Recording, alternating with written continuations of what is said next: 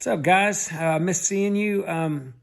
It's just not the same dealing with these videos and not getting any feedback and all of that. So anyway, wish I could be with you guys and see your faces and how you're reacting to me. But hopefully by now you're comfortable with sending me texts or whatever or emails and getting those answers. Anyway, hope you're not too bored with your quarantine status. I made this video actually probably a week or so before you're going to actually see it. So we're just on the first couple days of it for us. But anyway, we're starting the rest of chapter 12. Chapter 12, the rest of it deals with law of sines, law of cosines, and what we call the ambiguous case. For most of you guys, you dealt with this in Mr. Helmer's class. We're going to go back through it again. Most people say second time around really clears up a lot of the questions that they have, and it ends up being not so bad. My grades tend to be pretty good on it for those that do their work. This, like I may have mentioned, if I haven't, this test will definitely be a different format because you didn't have the take-home quiz in your the book. It will be an online quiz, probably still multiple choice, but you're going to have to be probably a little bit more prepared because it'll be a timed test. You'll have to just roll in there. We'll be open notes because we're doing everything from home. But anyway, today we're going to start law of cosines, and I'm going to do a little proof at the beginning of the video. You will not have to prove this for me, but I know there are some people that kind of like to know why. If you don't care about why, you can, I guess, scroll through the proof and get to some of the examples. But if I were you, at the very minimum, just increase the playback speed up a little bit and let me talk like a chipmunk for a few minutes, and then we'll get into actually the application. And again, I don't think you'll have a whole lot of trouble once I explain it, but definitely watch the video and then do the homework questions tomorrow. And then on Wednesday, we will, or whatever day, I don't even know a day, maybe it's Monday, we will jump into the law of sines. All right, here we go. Good luck. Okay, guys, so here is the law of cosines. And the law of cosines, I do not believe you have any notes in the book about this, but you can look through all of this in your actual textbook. But the law of cosines, there's actually three of them, I guess, but they all mean this essentially the same thing. And the law of cosines is going to be used for you to solve triangles when they are not right triangles, or at least when you don't have confidence that they're right triangles. So if they are right triangles, we're just going to use sine, cosine, tangent, secant, cosecant to solve for the missing sides or angles. But when we don't have a right triangle, it would be great if you pulled out the law of cosines and law of sines. All right?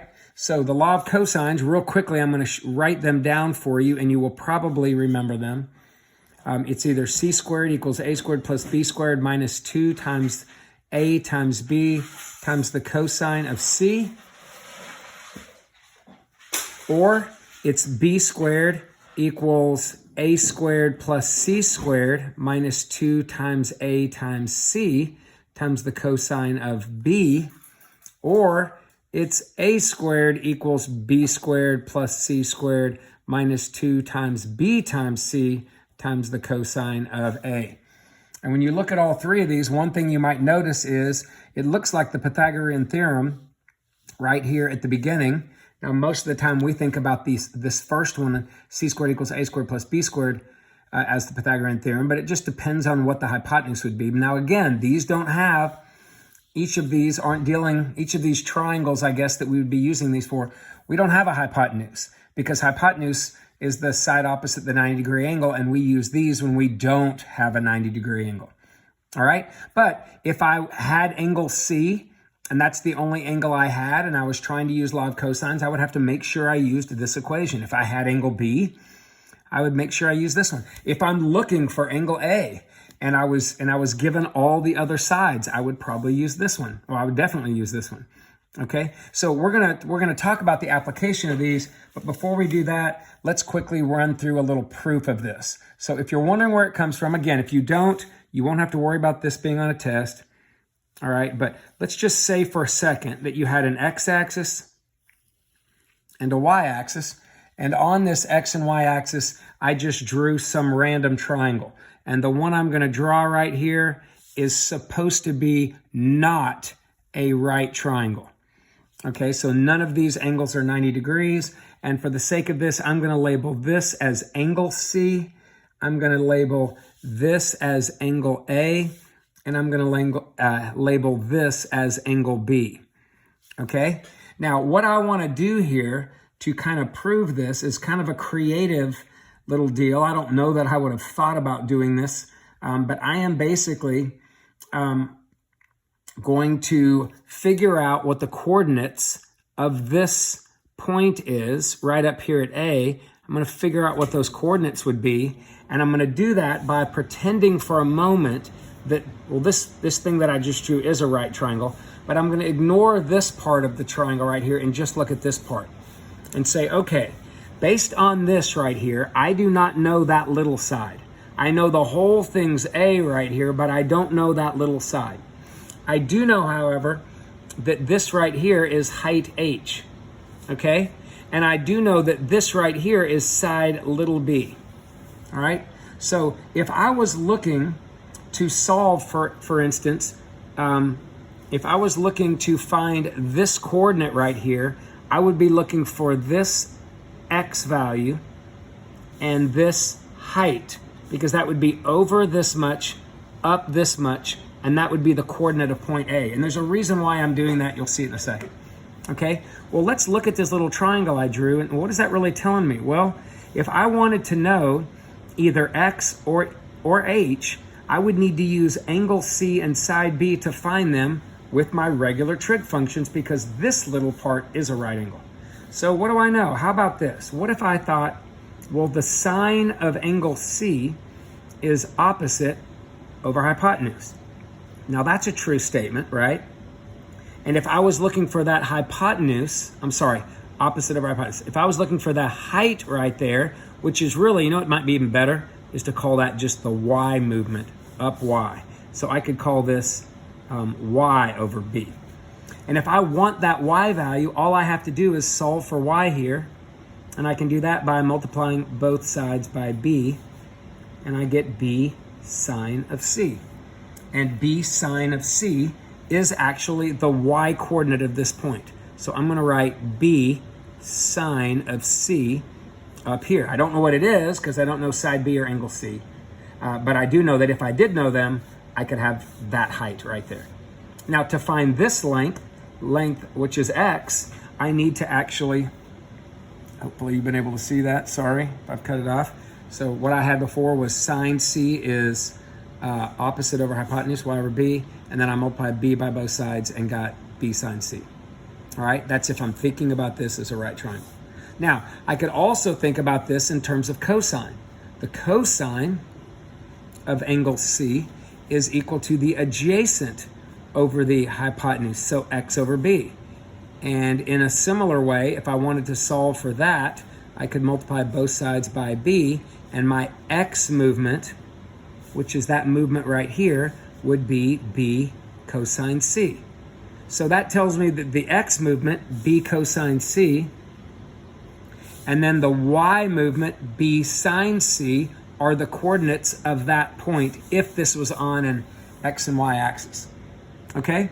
Now, this point right here, b, is over how much?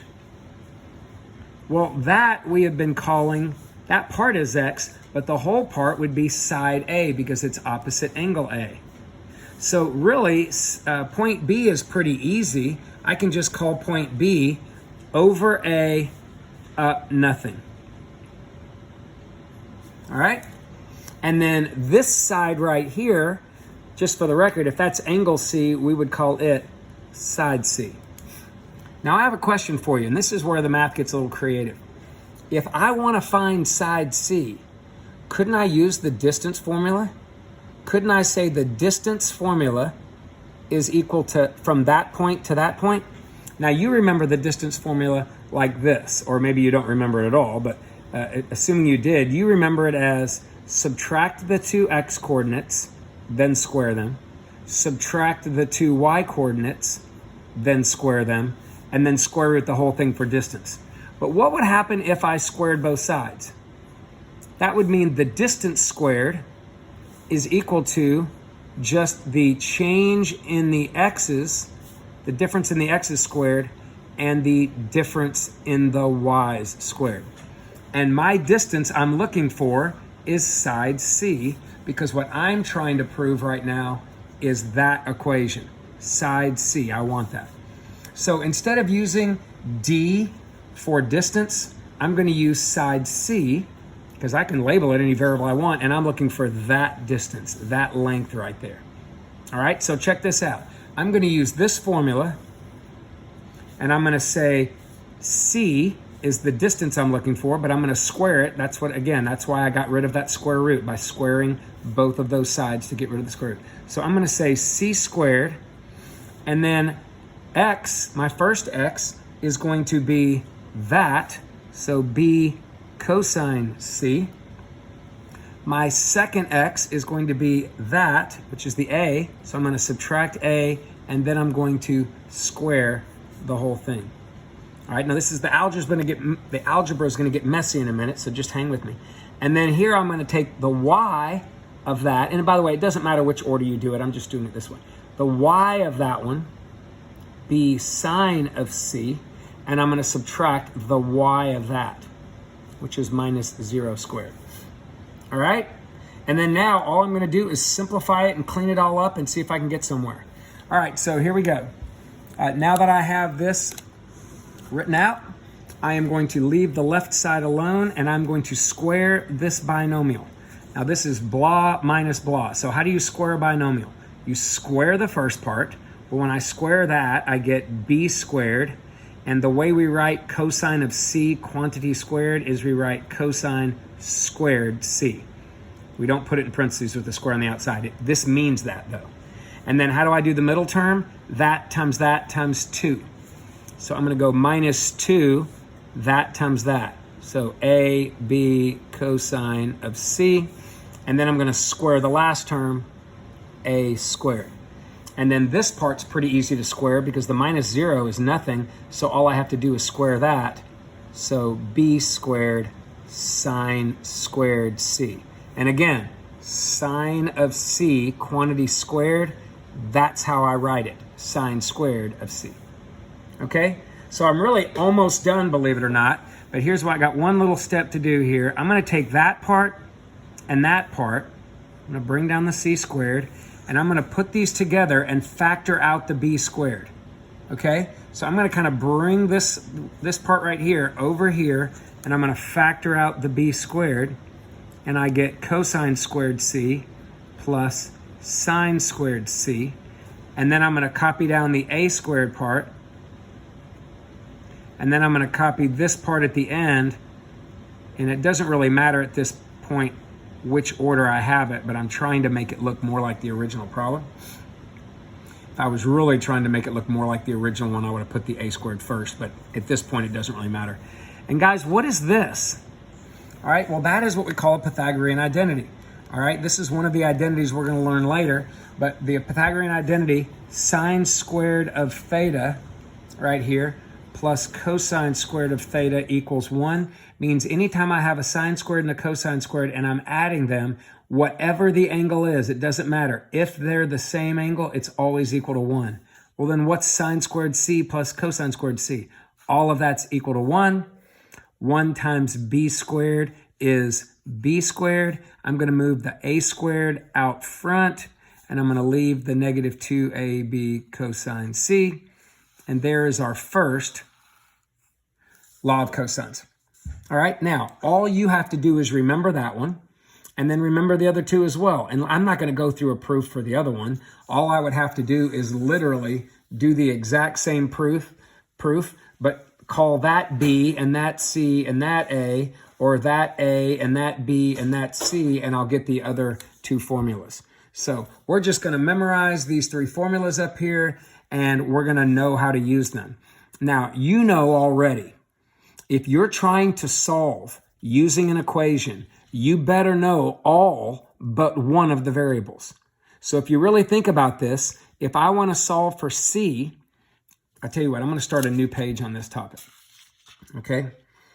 All right, so I'm going to rewrite this equation at the top. All right, so here is the law of cosines, and I'll pick up with what I was just saying.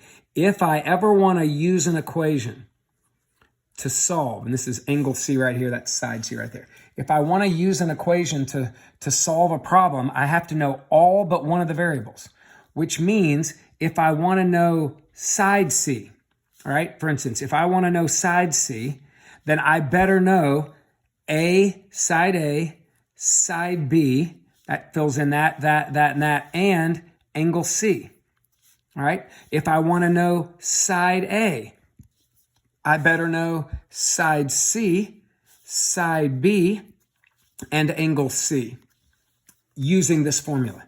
If I want to know angle C, okay? If I want to know that, I better know side A, side B, and side C. Well, the point I'm making on all this, if you think about a triangle, and I'm just going to draw a random non-right triangle, and I'm going to label it A, B, and C, okay? This is side A, side C, and side B. Think about it. If I am looking right here, if I am looking for side C, which is right here, and I need to know side A, side B, angle C, what kind of information, what does it mean? You learned this in geometry. What does it mean when you are given two sides and the included angle, the angle in between the two sides? Well, this is what we call a side angle side situation. When you are given side angle side situations, they work great with law of cosines. Okay? Now, don't confuse side angle side with being any two sides. Literally, it has to be two sides and the angle between them. If I give you side A, side B, and angle B is not the angle in between side A and side B, is it? Because remember, angles and sides, the letters we use are always opposite each other. So this is not an example of law of cosines, this right here, this AB, angle B. And one kind of clever way to know this, if you're given a side angle side, all the letters are going to be different. All right, you can see right here, AB, angle B, B matched B, right? You can't have any side and its opposite angle for it to be side angle side. But if you're given side angle side, great time to use law of cosines. So definitely I'm using law of cosines with side angle side. Now, another situation it's possible, if you look, and that's true for this one right here as well. All right, both of these are examples. Because look, if I'm given,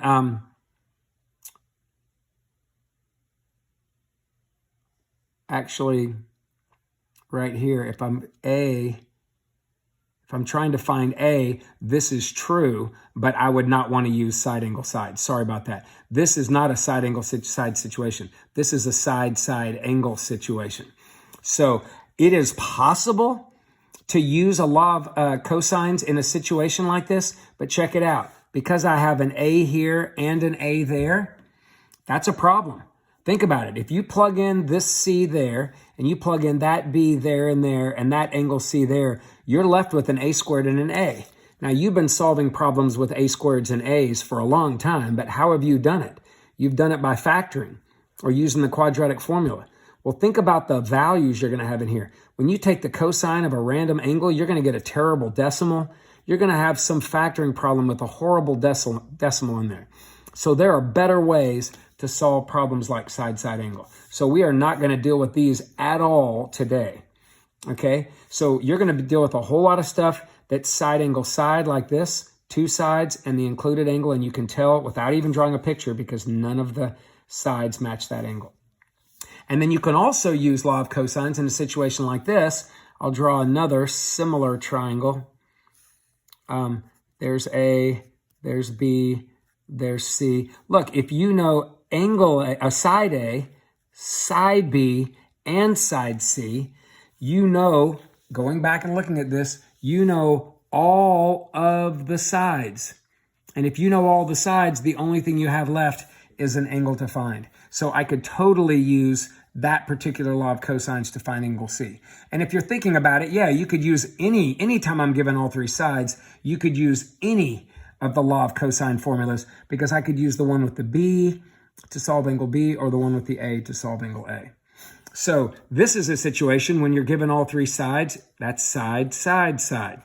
Okay, so side angle sides and side, side, sides, that's when I am going to use law of cosines to find my first piece of information. Now, after we use law of sines, you're going to think to yourself, most likely, man, I kind of like this law of sines. This law of sines is a little easier to use, a little bit less to write. And problem with law of sines is, and we'll talk more about this tomorrow, is it can sometimes lie to you if you're not equipped to recognize the lie. Law of cosines is like a faithful dog, okay? It's not going to lie to you. If you're allowed to use it, if you're given this or you're given this, not only can you use it to find the first piece of information, but you can use it to find all the information that you possibly need. Doesn't mean it's the easiest way, but you definitely won't go wrong if you start with this to finish with this. And a lot of people go, you know what, I'm just gonna play it safe and stick with law of cosines. It's totally fine if you want to. Again, might take you a little bit more time, but not much. Okay, I actually will go back to use law of sines, but we'll talk about this a ton over the next two videos.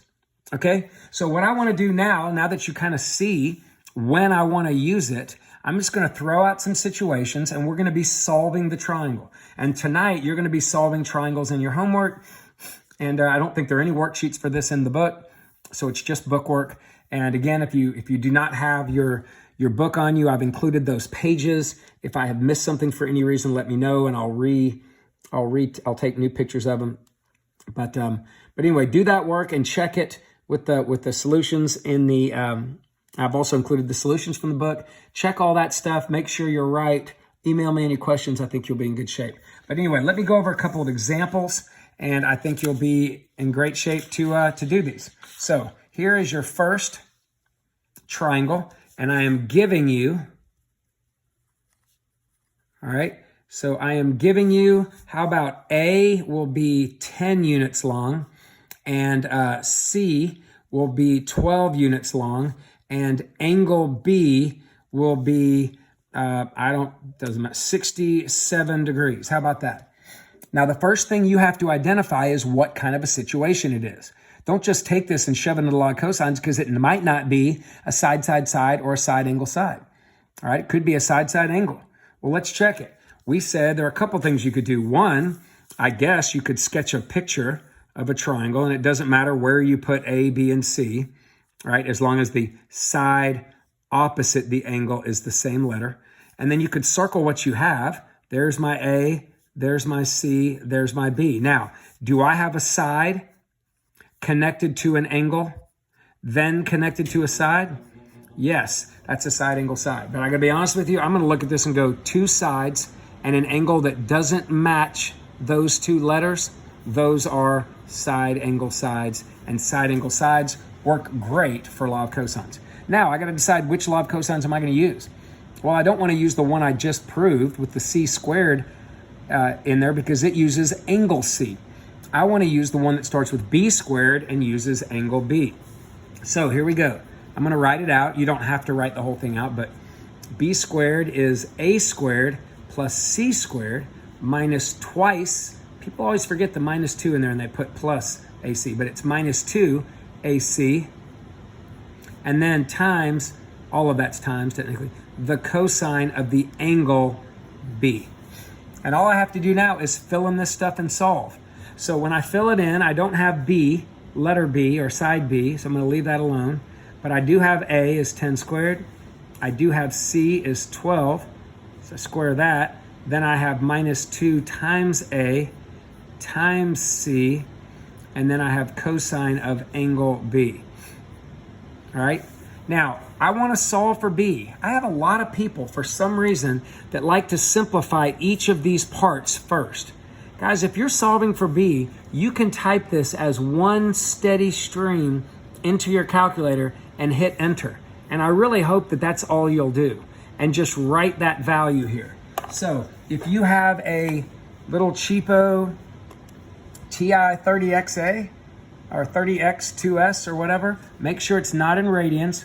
So put it in degrees since I'm entering a degree value. And literally, I'm going to type in 10 squared plus 12 squared minus 2 times 10 times 12 times cosine of 67. It's already in degrees, end the parentheses and hit enter. And that gives me the b squared value. So I'm going to write down 150.2245, yada, yada, yada. All right, and all I have now to do is to take the square root of that to find b. And hopefully, you know, on these calculators, I can go the square root. I got to go find it. I don't use these very much. All right. Is it staring right in front of me? There's a cube root button.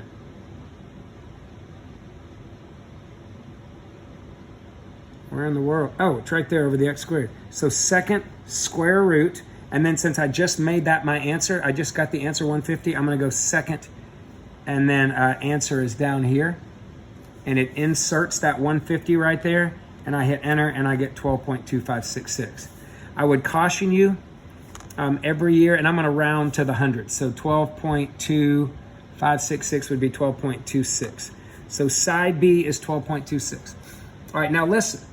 Don't round that first. Like, don't do this. Don't go, oh, now I just need to take the square root of 150.2. If you do that, look how off my answer, well, in this case, it was actually the same. Go figure. But most of the time, if I round this and then take the square root, I'm not going to get that value. Okay? So keep that value exact and then get this. And then do yourself a favor. If you ever find yourself going back and using this answer right here, this 12.26, you want to use it as exactly as possible. All right, so it wouldn't be a bad idea to actually write 12.25561096 and then just for your answer write 12.26. Okay, for your answer write that, but have that if you ever need to go back and use it. Okay, another thing you could do is store that value. If I want to store it, I could hit the store button and I could store it as A, right?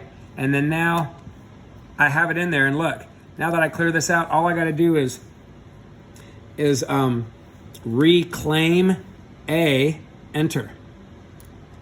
Sorry, reclaim, there's my A. If I click over to B, I don't have anything in these other ones, but there's my A value, okay? So there's my 12.2566. It's in there if I ever want to use it again. Hey, now real quickly, if you have an Inspire, which I've been trying to get everybody to buy,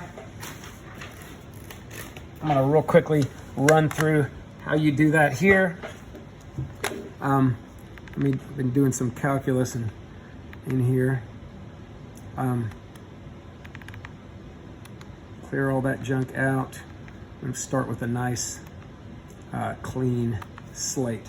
Okay, so if I have a TI Inspire, watch, I can type the same thing in, 10, I can square it. I'm gonna zoom in on it for you. Okay, so there's my 10 squared, then I'm gonna go plus 12 squared, then I'm gonna go minus, make sure you hit the minus and not the negative sign, right? Negative is only if you like start out with a problem like negative 10, but if you're ever subtracting, use minus. So minus 2 times 10 times 12 times trig. Hit the trig button right there. Go over to cosine, enter 67. Make sure you're in degrees. If you are in radians and you don't want to change it, although I'd keep it in degrees if I were you. Remember, you can always go down and hit that pi button and choose the little degree, and that will overrule whatever mode you are in and tell your calculator, oh, degrees. And that'll give you that. And then you can just go the square root of that. So second square root, and then you can hit second answer, which is also on the negative sign, or you can even go up and grab it and it pulls it down in there and hit enter, and there's your 12.26 again. So hopefully you're comfortable finding that angle B. Now I'm not finished, and you're gonna get a little weary of a lot of this, okay? Okay, I'm not finished here, sorry for the shake. But that's B. Now, if I'm given side A, side C, and angle B, I need to find side B, which I just did, 12.26. But I also need, so that's all the sides, but I also need angle A and angle C. Okay, so how am I going to find angle A using law of cosines? Well, guys, I only have one law of cosines that uses angle A. So since I have all the sides now, it's kind of like now I've progressed, even though this original problem is a side angle side, now I've got all the sides. And if I have all the sides, I can find these angles. So I'm going to find angle A first using the angle A formula. So I'm going to pull that one out. That one's A squared equals B squared. Here we go. Plus C squared minus 2BC cosine of angle A. And to find that angle A, I need to plug all the sides in. So I got to plug this side in, which is 10. I got to plug side B in, which I'm going to write 12.26. But remember, we have that value stored. Or if I have an Inspire, I can just go back up and grab that B value. So I want to use the exact value. Or if you wrote it down, you can just, you're probably going to be fine if you write out 4 or 5 decimal places. It's going to maybe be a little bit off, but since we're always rounding to the tenths or the hundredths, you'll probably be fine as long as you include at least a lot of that if you do it manually. But learn how to use your calculator. And then C is 12, so it's 12 squared there. And then 2, we've got our B again, 12.26. We've got our C again, which is 12. And then now I'm solving for cosine of A. All right, so let me show you the most common mistake solving this right here. The most common mistake is people get used to, like we just did for B, typing all of that in.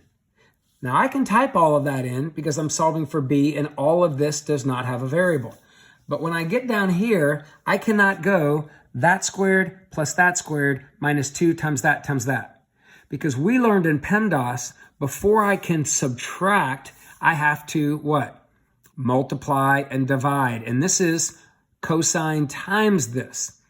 So before I can do that plus that minus that, I would first have to multiply by cosine of A. Well, that's a problem because I don't know what A is. So what I have to do is solve for A. And what I'm going to do first is solve for cosine A. So I've got to get rid of all this junk. Well, you tell me what you need to do to get rid of a 12.26 squared. Well, I've got to keep the 10 squared there and subtract a 12.26 squared. So I'm subtracting that. And I've also got to subtract a 12 squared. So I'm going to subtract a 12 squared. Now, you don't have to write this step, but what's left once you subtract both of those? You have this left. Now, I don't usually write this step, but I wanted you to see this at least once. Once you get to this point, to solve for cosine of A, we don't add that over, we divide that. So I want to divide all of that over to the other side. Now, the reason why I say I don't show that step is I just jump to right here because all of that goes away. Right? All of that cancels out. So what I normally do is just take the 10 squared, I subtract the 12.26 squared, I subtract the 12 squared, and I divide the whole thing by that. So I normally go from this original setup right here to straight to just this, and I don't even show that step right here. I just go that, divided by all that equals cosine of A. And then this I type in my calculator. Now, this is a little trickier to type in your calculator when you have a one of those cheaper little TIs. And the main reason is to deal with the fraction button. And most people aren't as comfortable with that fraction button as, or some people aren't as comfortable as others. So what you really end up having to do if you use one of these, and you guys can correct me if somebody is a master on these, I don't use these.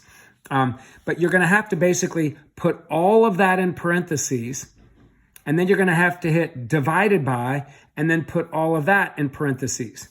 Or you're going to have to type that in first and keep that big long decimal, and then type that in second and keep big long decimal, and then divide them.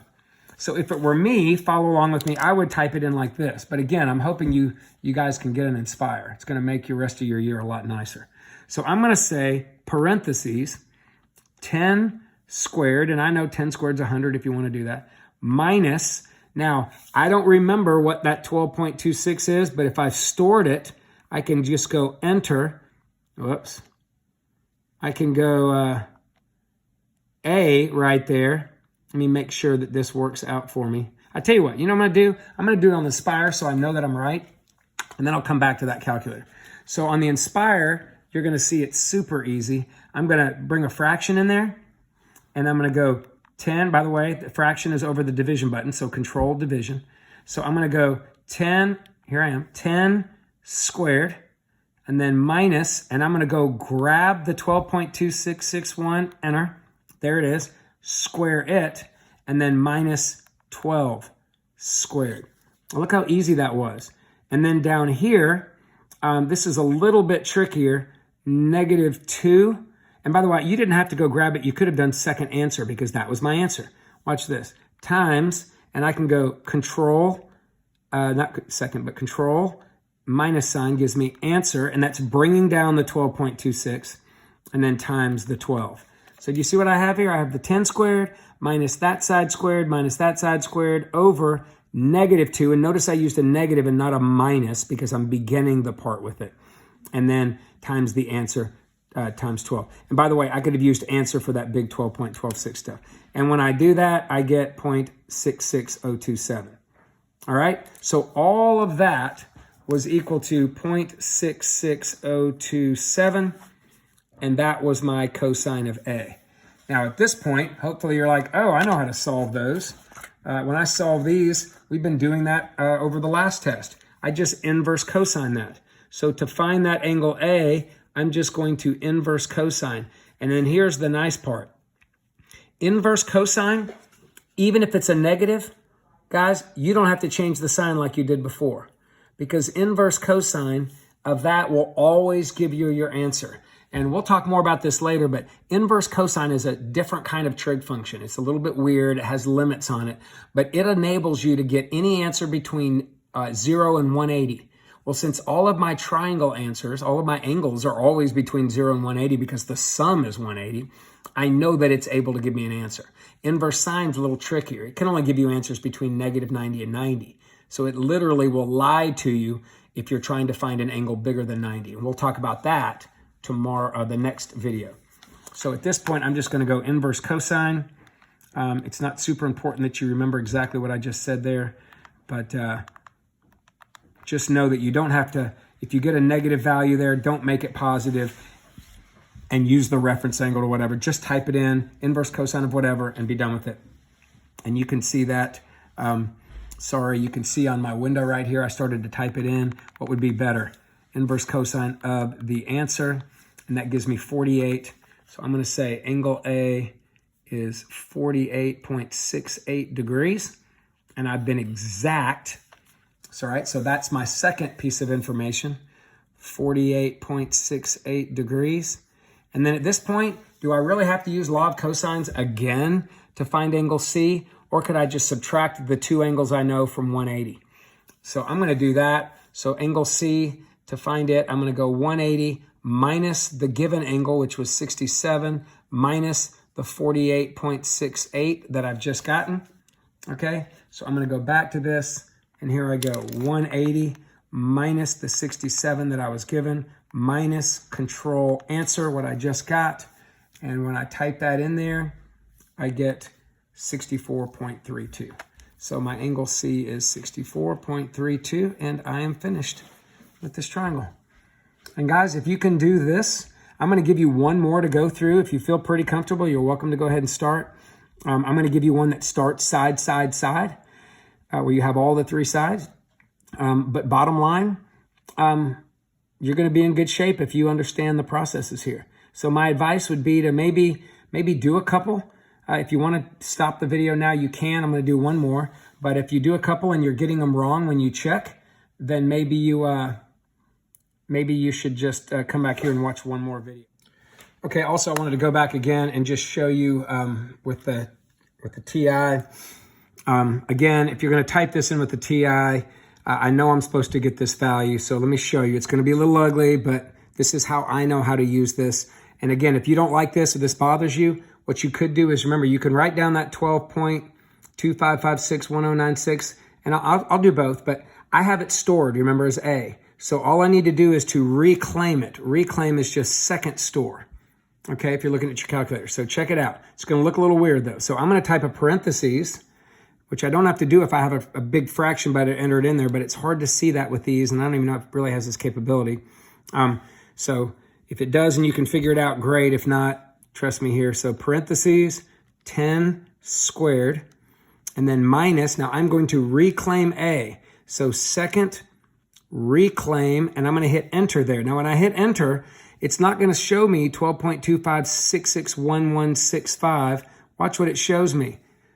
It left off the 12.21, but there's your 661165. It's got it in there, but it left off the beginning part. Look, I can scroll back through there and see it. There's my 12.25, but it gave me all of it, and it kind of looks like I messed up. But it's in there, and then I got to square that, and then minus the 12 squared, and then I got to end the parentheses, and then divide it by another parentheses, and then -2 times, and then I'm going to reclaim A again, second store reclaims. I'm going to hit enter on A. Dang it, did it again. If it does that, then do this. Just hit clear, and what you're going to see is arrow A. If it does that, then just delete the arrow. The A is good also. It works great because that's what it is. Letter A is that. And then just go over, and then you have it in there, and then just go, because A is the same thing as that 12.26, blah, blah, blah. And then just go times 12. If you want to delete it all out and try it again, great.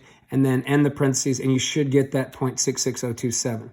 So there it is. And at this point, you can do the inverse cosine of it, just like I did before. Inverse cosine of my answer, second negative sign, and that should give me the 48.68.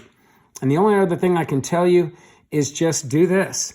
Just do a big parentheses and go 10 squared and go minus, and then just type in 12.25561096. That's what I had written down. Square it, and then minus 12 squared, and the parentheses, divided by, open a new one, and then -2 times, and then once again 12.25561096 times the last 12 and the parentheses. You're going to get that same. Now I'm off a little bit. Notice it. 0.66024 instead of 66027. And the reason why is I'm still using this rounded decimal. But I'm guessing that being off that far off is not going to affect my answer. Check it out. Second cosine of my answer, second answer. And I should get 48.68. It was a little bit off, a little bit different, but it even ended up rounding correctly. So again, it's not ideal. I don't really love this calculator at all, but it can function for you. But I really encourage you to get an Inspire. It is an investment if you get one and take care of it, but it definitely will make your life easier. Okay, if you want to stop watching the video, great. Knock yourself out. I got one more problem I want to do that starts with side, side, side, but you'll see that it is very similar. Okay, so let's look at one more. I'm just going to make it up. All right. So solving with side, side, side. Okay, so I'm throwing this problem up here, and you can see pretty easily. Sorry about the wiggle there. You can see pretty easily. I give you angle side A, side B, side C, 3 different sides. Oh, by the way, can I ever give you 3 sides and you be able to use law of cosines? Well, initially people say, no, you can always use law of cosines with side, side, side. But remember, what would happen if this was 12 and this was 15 and that was 31? Is it possible to have one side that's bigger? If that was a 31, is it possible to have a side that's bigger than the sum of the other two? No, that would be a picture like this, like a huge side and then 2 smaller sides that can't even connect, right? No matter how you wiggle them, right? They can't connect together. So the sum of the 2 smaller has to be bigger than the actual big side. But this one's okay, it's 21, and it's definitely 3 sides, so I'm gonna use my law of cosines. Now in this case, I can start with any of the law of cosines and find any angle I want, but let me give you a piece of advice. You're gonna find tomorrow, or the next video, that the law of sines is unable to solve for an angle bigger than 90 degrees. So what if your angle C happened to be 120 degrees?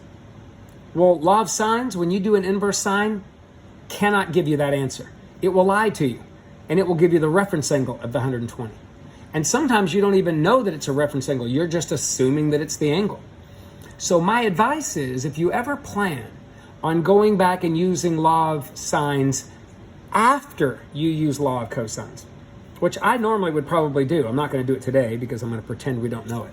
But if I ever plan on that, make sure you never, and I'm going to say this again the next day or the next day or whatever, never use law of sines to find the biggest angle unless you have to. Well, you know how I can eliminate that from ever happening? I'm going to, instead of using law of sines in the next step to find that, I'm going to go ahead and find out the biggest angle with law of cosines, because law of cosines never lies to me. An inverse cosine can find any of the triangle's angles. Okay? And we'll talk about that later as well. So what I'm going to do is I'm just going to find this first. And if you get in the habit of when you're using law of cosines with side, side, side, of just finding the biggest angle first. And by the way, if you're looking at this and going, how do you know that's the biggest angle? Well, the biggest side means the angle opposite will have been opened up the most. So biggest side always goes with big angles. Biggest angle, smallest side goes with smallest angle. So I'm going to use that to find angle C, all of this to find angle C, but I'm going to find angle C first so that the next time I want to default and start using law of sines later, I'll be safe. So here we go. C squared, I'm going to write the formula out, although you do not have to do that each and every time. All right, I don't do that on a test key or anything like that, but I'm doing it just to get started. So C, 21 square that, A, 12 square that, B, 15 square that, and then there's my A and my B again, and then the cosine of angle C, which I do not know. And just like I did before, what do we do to solve for this? We do not add all of that and subtract that together in one step. I've got to subtract, divide. So here we go, 21 squared, subtract the 12 squared, subtract the 15 squared, and then divide this whole part, including the negative, divide all of that in one action. Hopefully that makes sense. I can do it in two steps if I want, but instead of subtracting and writing all that and then dividing, I just knock it all out once.